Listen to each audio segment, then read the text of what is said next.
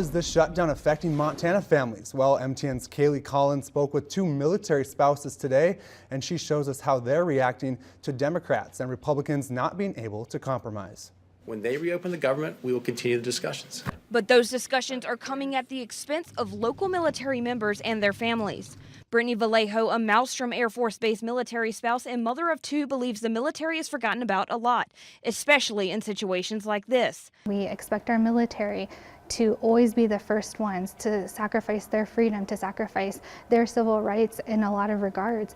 Yet when it comes to paying them or having the well-being of their families at heart, I feel like that's kind of left off the table, and I really want them to see us and hear us. Jennifer Bondarenko's husband works at the Montana Air National Guard. She says this shutdown isn't going to just affect her and those on base, but the entire community. These people are, they spend a lot of money in this town, and with the government shutdown, people aren't making money and people aren't spending money, and it's making a big impact. It just goes right down the line to, grocery stores and gas stations and, and everything else. She says the government needs to clean up their act. People need to stop fighting with each other, and they need to stop acting like a bunch of 6-year-olds. People aren't getting paid.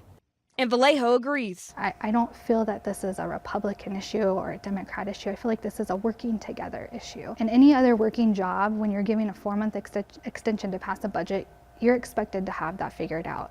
She wants the community to understand that her and her family are just like any other family. We have bills to pay just like everyone else, and so understanding that we shouldn't be expected to go without pay just because my husband or my friends wear uniforms.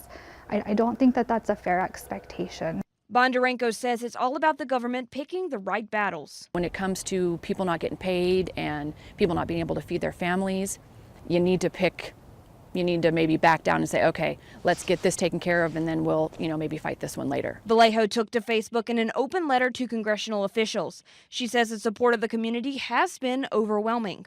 I think it really speaks to our military community and those that support us, and I really hope that our congressional elected officials are taking note of that. In Great Falls, Kaylee Collins, MTN News.